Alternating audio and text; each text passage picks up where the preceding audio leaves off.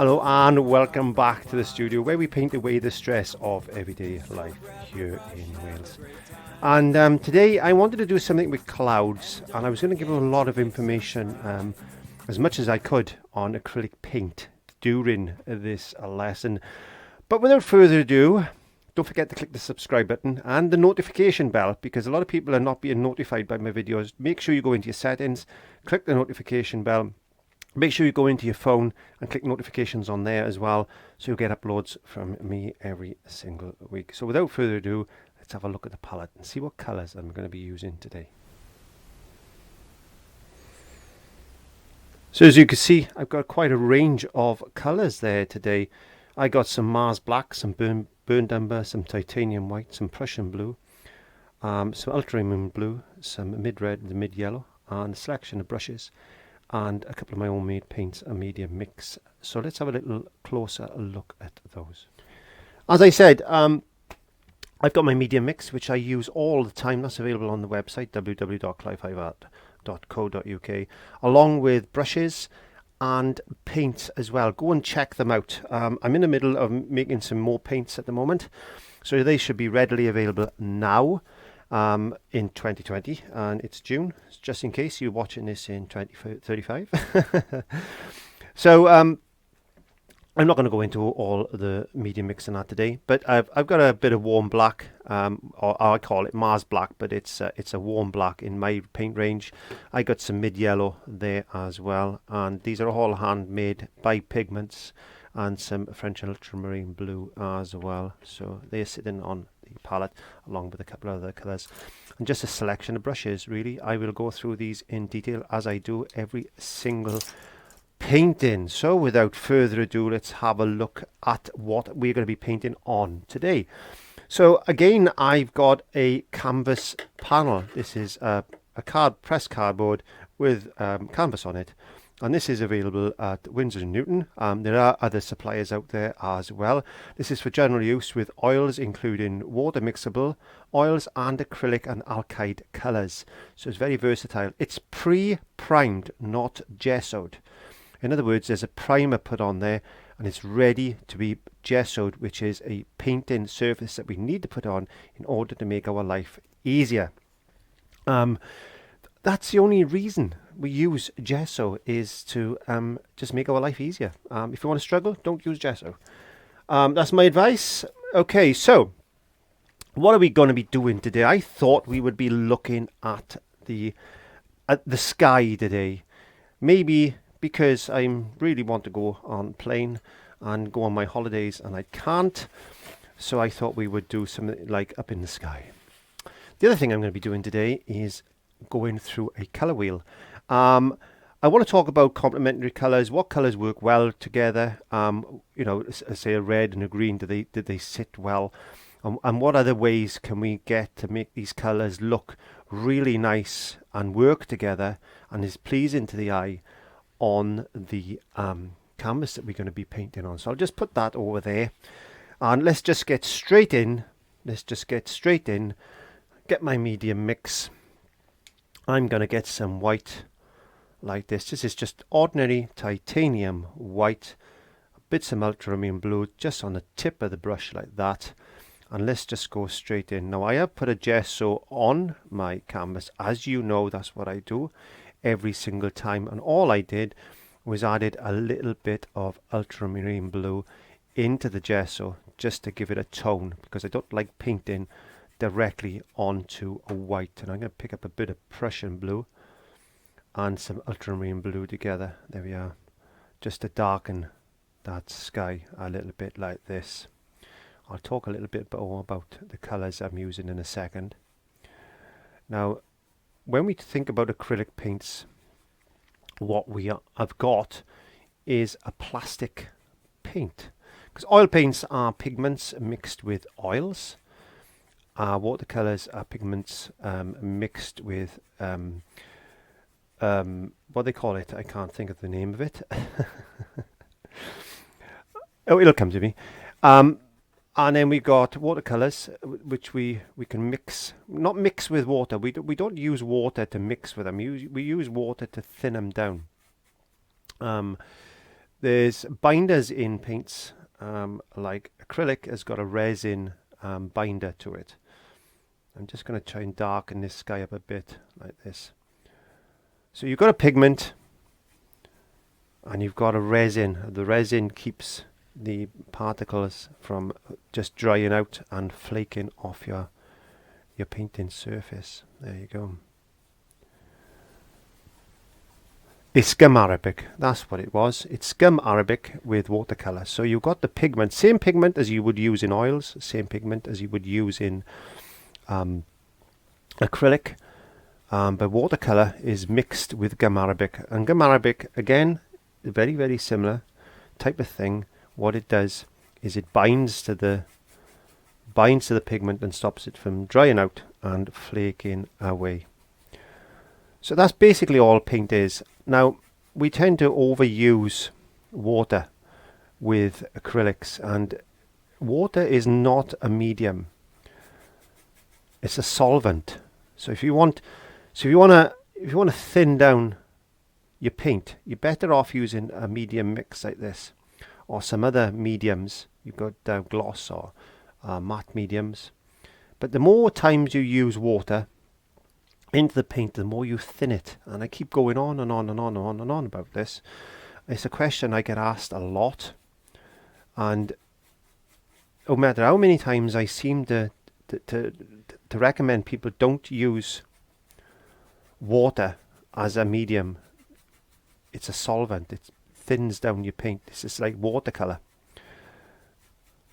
Water thins down the watercolors and makes them wishy-washy. Now that's a different state of affairs, because what happens with watercolors is that they're being painted onto paper. Now, being painted onto paper, that means the pigment can actually soak in to the surface of the paper and stick there and live there a little bit longer. Now, the only problem we've got with watercolors is what they call fugitive colors. I don't want to blind you with science. You might not have heard that reference before, but a fugitive color means it basically is not light fast. In other words, with UV light, it tends to fade away, because really speaking, the only way that pigment is stuck into that paper is through the pigment sticking into the pores of the paper. Then there we go, into the pores of the paper. So the gum arabic keeps it from falling off, but it actually soaks into the little tiny pores of the paper, and once it sits in there, it's got no protection, unlike oil paints, which have got oils to protect them, and they oxidize in the air. In other words, the air dries out and it leaves the oil and the pigment together. And acrylic evaporates and leaves a plastic film behind. So what I'm saying is, don't use too much water, because you can damage your paint film with acrylics. Now, going back to fugitive colors, in other words, now we know what a fugitive color is. It's something that fades, something that's not light fast. Acrylics are light fast. They won't fade in the light because of the plastic coating. But the thinner that plastic coating, the more likely they are to be less light fast. What I'm trying to say here is, the more water you use, the possibility of that being like more fugitive or less light fast is higher. So we've got to think about the amount of water that we use in our paints. Okay, so that's enough of that at the moment. What I'm going to do now is just get a bit of white, because I just want to lighten the back of this off a little bit like that, and I want to darken up there. So I'm going to get some Prussian blue and some ultramarine blue together like this. I want a nice dark area of sky up there. The reason I've been mentioning about fugitive colours is because I've had a lot of people asking me, can I use house paint? In other words, like interior house paint, not exterior house paint. There's not much difference between an interior house paint and an interior house paint. Pigment is pigment. It's depends on how it's made. The paint that you paint on the walls inside your house is Fugitive. Why? Because they want you to buy more paint. They want the paint to fade over a period of time. Because not only can you get tired of the actual paint itself, the colour, they know it's going to fade over time. So that's why it's made that way. It really is. Okay, I'm just going to dry my painting off, and I'll talk a little bit more about paint.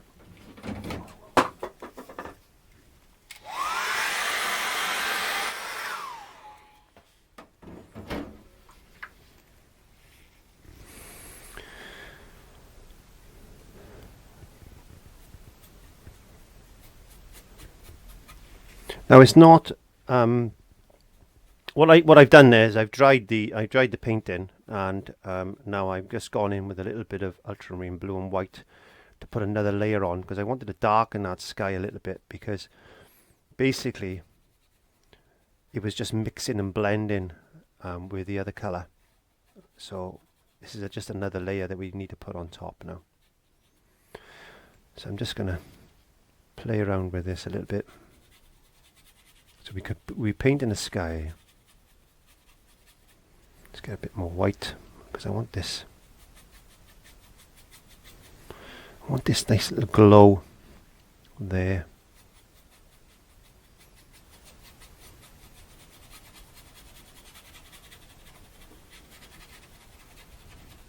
Maybe it's a bit of that misty type of effect that you get. I don't know if you've ever looked out of a window on an airplane, but okay, let's get some white and a little bit of burnt umber. That seems like a funny colour. And let's just put some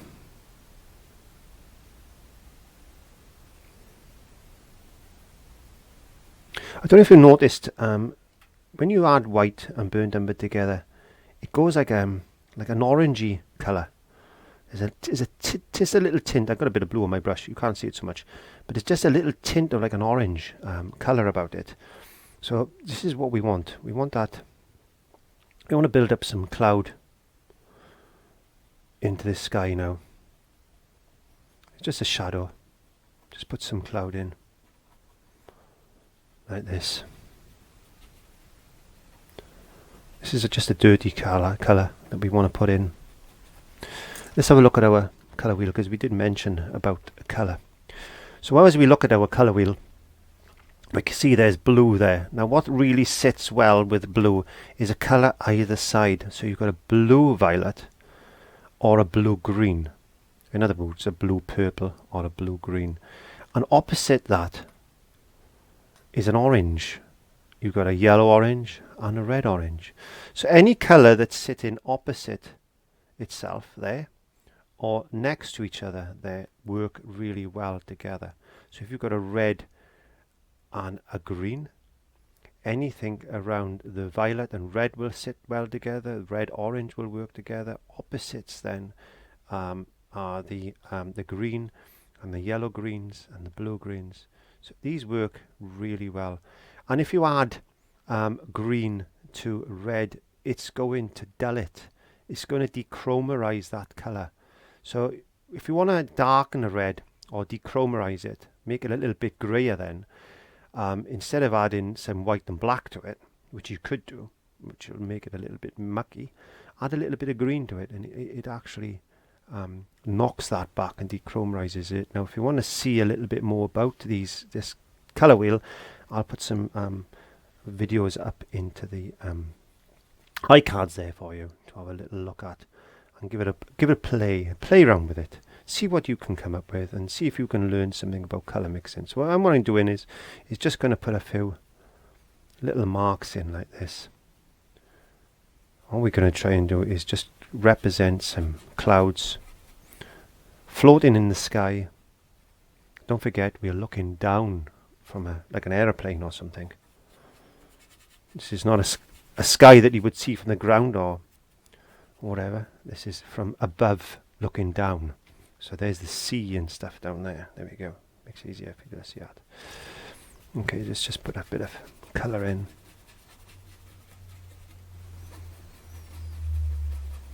So even though you can use house paint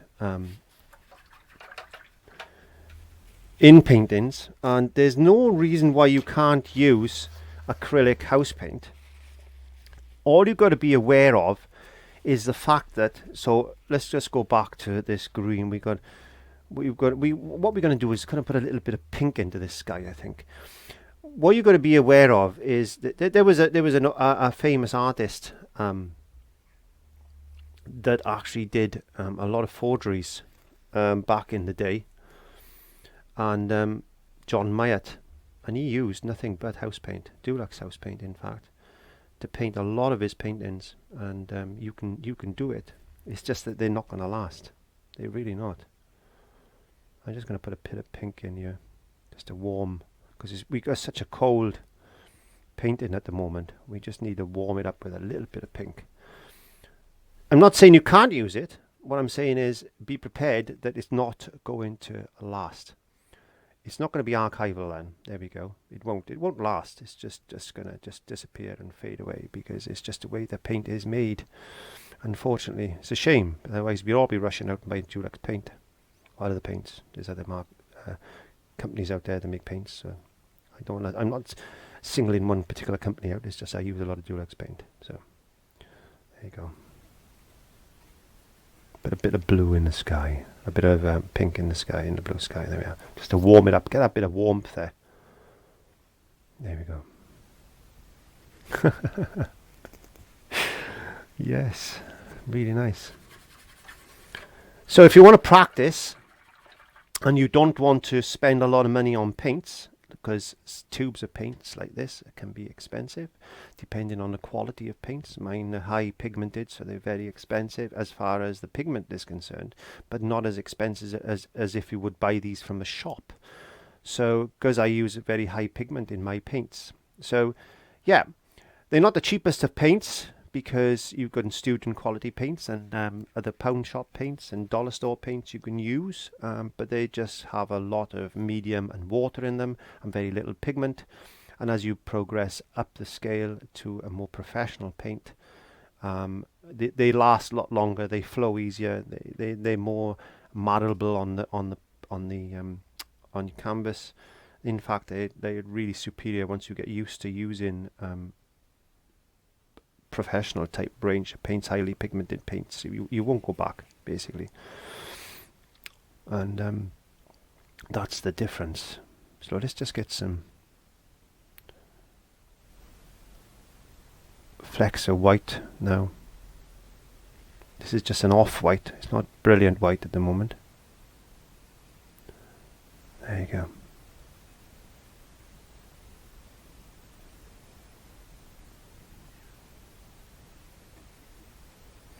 Just flick them in like this. Be friends with your brush. Your friend, it's an extension of your brain, and it's an extension of your arm is your brush. Use the brush wisely. So we've got a bit of pink in there now. So that was yellow and white. So we need to balance this painting off. We need to put in, because we've talking about the colour wheel, I want to put in some yellows. I want to put in some reds. I want to put in some greens. I want to put in some other colours to balance off as well. Some nice strong blues maybe. But are we going to incorporate that into a sky, I wonder? That's something we need to think about.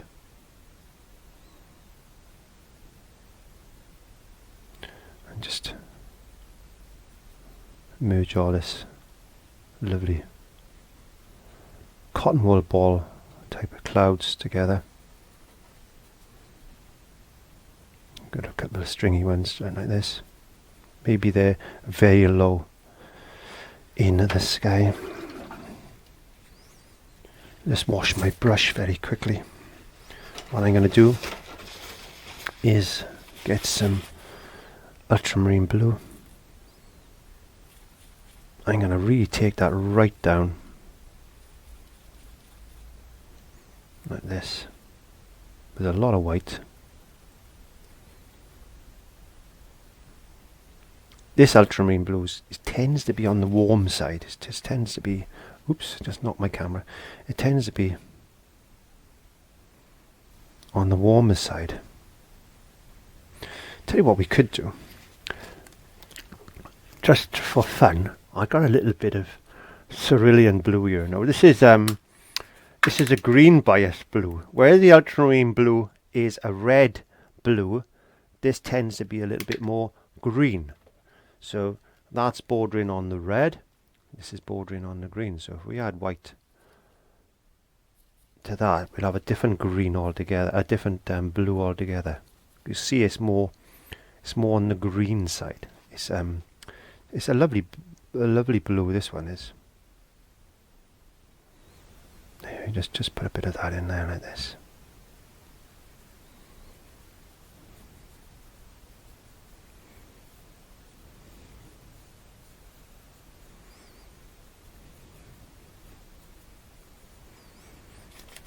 Get a bit of this. You want to see the state of my trousers, because I put paint all over my trousers. I don't know if I put my knee up. You can see. You can see. Look at my trousers.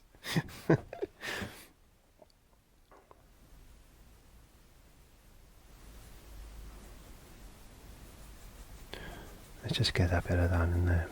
So don't be afraid if you want to use house paint and experiment with a bit of house paint. Then feel free. Nobody's going to tell you what you can do and what you can't do. Anybody tells you you can't do something, then has not tried it themselves, or it hasn't worked for them. It doesn't mean that just because it hasn't worked for them, it's not going to work for you. You might do something completely out of the ordinary, and then all of a sudden find out that, wow, this works for me. It really does. And that's the way. That's the way we learn. By experimenting and being bold, and this is what art is all about. It's about expressing yourself.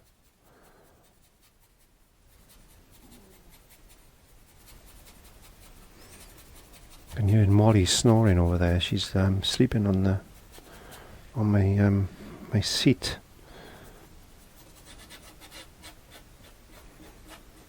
Right, what I got to do now, once more, is dry that off with a hairdryer.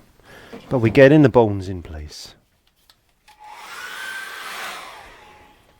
The other thing I want to point out is the actual angle that I've got my board on. It's roughly about 45 degrees, and that makes life a lot easier. And I've been filming in this particular angle now for quite a while, because I've got a picture, a painting, my own self-portrait on my easel, and I just have not had the time to get and do what I wanted to do to it. So at the moment, I don't want to take it off the canvas, because off the easel, because it's just easier to leave it where it is until I finished with it. There you go. So I've got about 3 or 4 self-portraits I've done over the years. I try to do one a year of myself, because it's really good to. It's a good practice as well. So I'm just adding some extra fluff to these clouds. Nice bright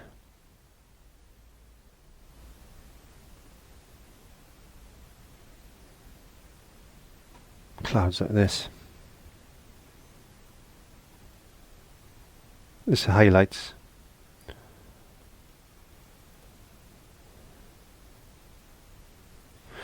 And somebody said to me, oh, how do you paint a cloud? Well, it's easy. Well, I'm just going to use a dry brush a minute. How do you paint a cloud? Well, you can. It's just shapes, isn't they? If you think about it, because a cloud hasn't got any particular form. It's not like a human face where it's got a 2 ears and a nose and 2 eyes and a mouth. And we all know how difficult that is to paint. Whereas clouds just basically float around in the sky, and they can be any particular thing they want to be. Any shape they want to be. And really speaking, people struggle a lot with clouds, but there's no need to, really, because they're just individual shapes, and they can be any shape you want them to be, any form you want them to be in. They could be wispy clouds, and you've got certain cloud types, don't get me wrong. I don't know all of the cloud types, but you've got certain cloud types, like a mackerel sky and things like this, and in certain clouds you'll see formations, but the shapes themselves are all individual, and then you'll never see the same type of cloud. See similar shapes, but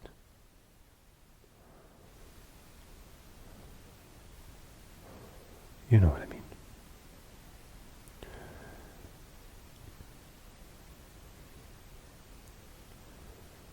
There we are. So we're just getting these shapes. The reason I'm in the studio today is because I've just come out of lockdown, actually. So if you're watching this in the future, this is just after lockdown, after the COVID-19 thing, and I'm back to work full time now, and it won't be old. It's raining. I love Wales. I love Wales. I love Wales and the clouds and the rain and all the other stuff we got going on. There we go. We can see some cloud shapes. I'm not going to do much more because I could sit here for ages and ages and ages and ages and ages and ages doing clouds, because I love painting clouds. I really do. It's so relaxing.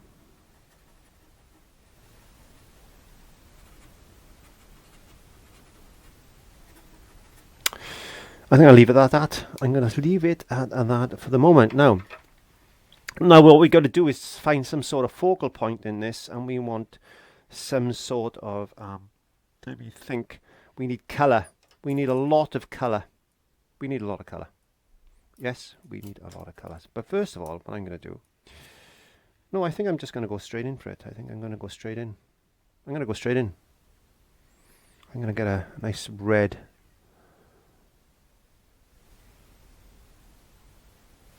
shape there, and I'm going to put another red shape there. I'm going to put like a pinky colour in then. We need a bit darker than that. There we go. We put another one in there, like that. So what did we say on our colour wheel? Let's have a look at our colour wheel. There we go. What did we say? Red and green, isn't it? So let's put the colour wheel there so you could see it. So we need some green. So that's blue and yellow basically. So we'll just use this. Blue and yellow, because we don't have to put yellow, green on our thing, because we know to make blue and yellow will make green. So yellow and blue makes green, blue and red make a violet, red and yellow make orange. There's your primaries. So let's put some green in, and we put green next to the red like this, because they will sit well together. There we are. We'll just put a green, an individual one there as well. Okay, so let's make some lighter green, add in more yellow, and let's just put a couple of green spots like that. Let's get some white there, a little bit of yellow to it.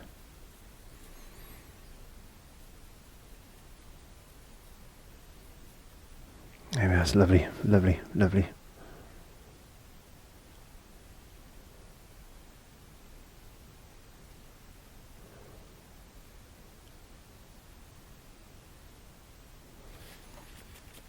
So yellow, violet. So we need some violet. I'm going to use a little bit of ultramarine blue and a little bit of red. There we go.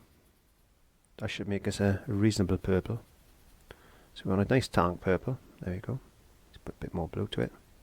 A bit more red. So we got a nice purple.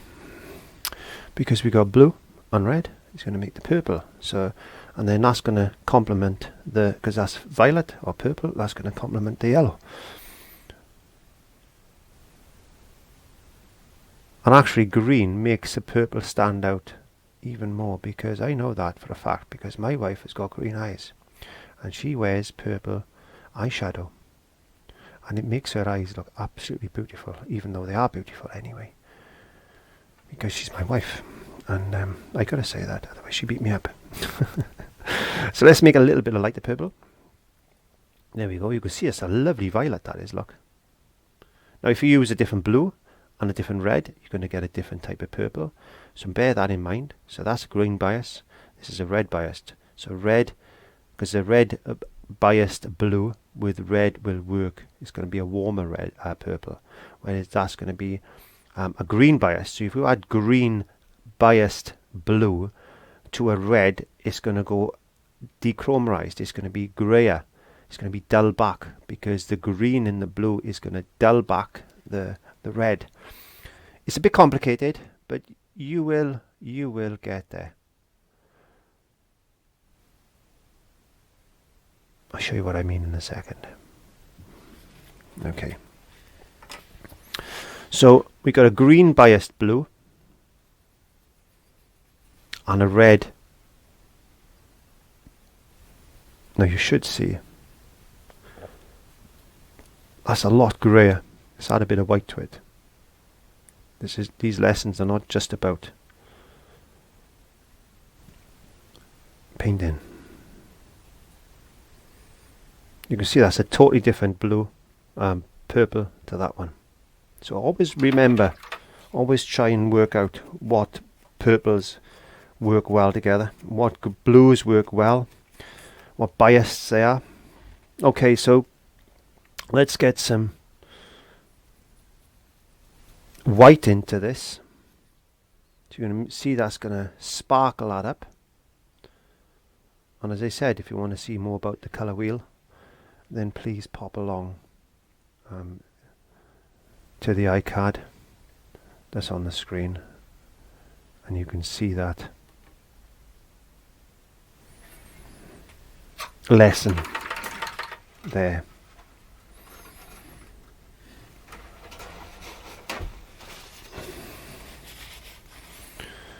So we need to, let's have a look at we need to brighten this up a bit, don't we? So let's get some white, and let's add a little bit of red to that now.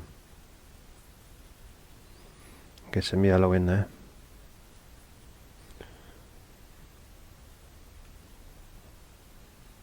Look, that's a lovely, lovely colour. It's basically a very light type of orange. You want a bit of darker colour in here in a second. We definitely need some dark colour. Let's get some Prussian blue. Get some Prussian blue, and let's just put a few. If you haven't guessed it already, these are balloons.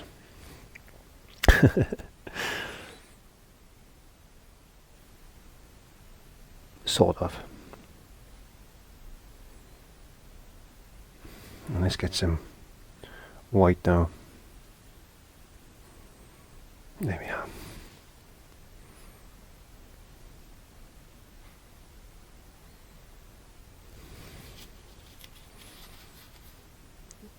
Just get some light up ones. Let's just put some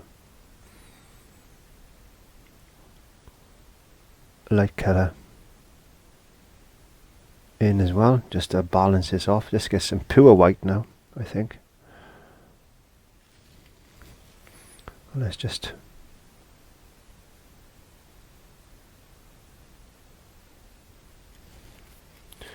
highlight a few of these little things. There we are. Get some light pink. There we go. We want some pink into this one. There we go. Get some just little bits of light reflection on them. Can you see that? It looks okay. It looks okay. Let's just darken that one up on the side there. There we are. Now we need to put some light marks like this.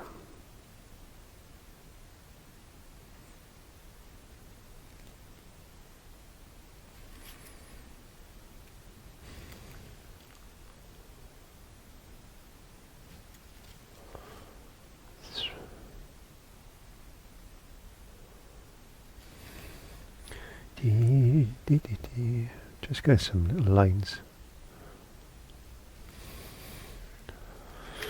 For now, I'll do. Right, let's get some burnt umber and some white.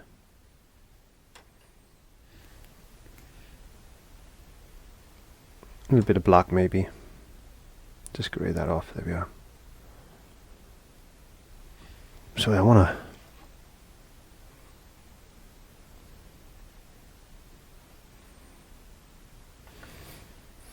draw in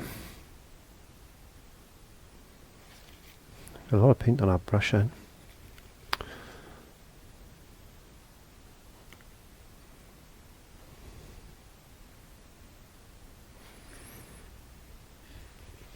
A little figure.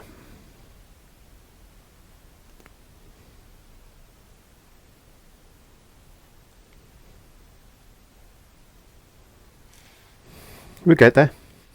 We'll get there.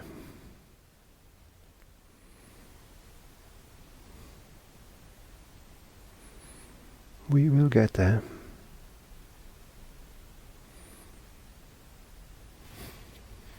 Let's get some black. And let's just start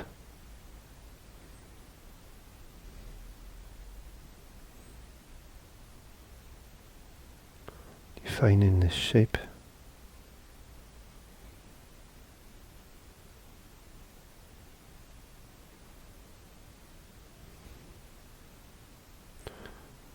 There we go.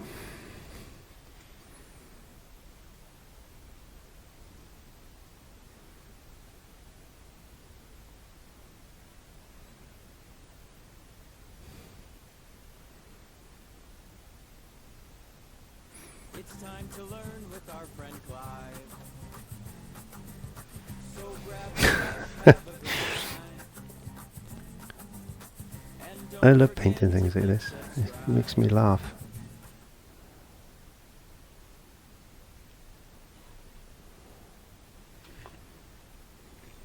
Just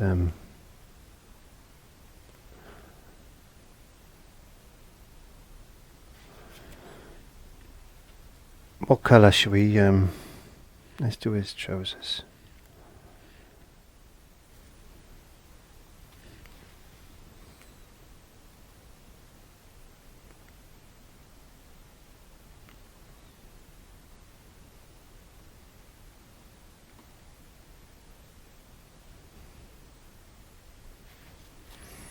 Get a bit of black.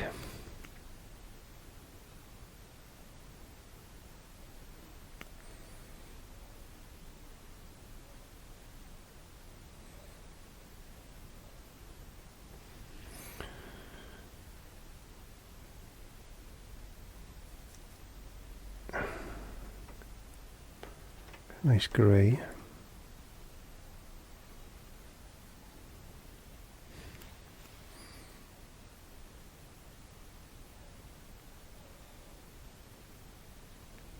Should give him it's a bit of pink.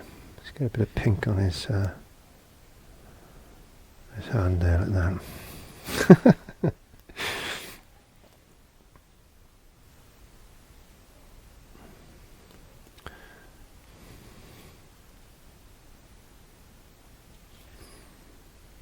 You can sit here. I love painting things like this because it just makes you practice as well. Let's put a bit of let me think. Let's put a bit of red. Let's put a bit of red in this shirt.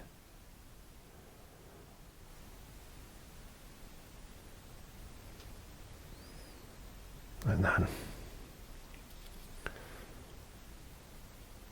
He's thinking, how have I got up here? Help! Help! How have I got up here?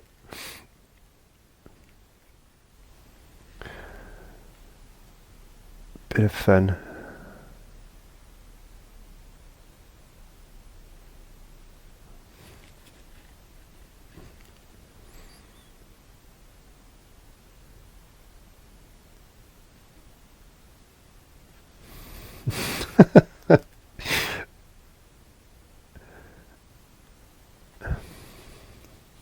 Yeah, have a bit of fun. Just experiment, have fun. I hope I've taught you something as far as paint is concerned today, and the fact that you can just have fun when you're painting.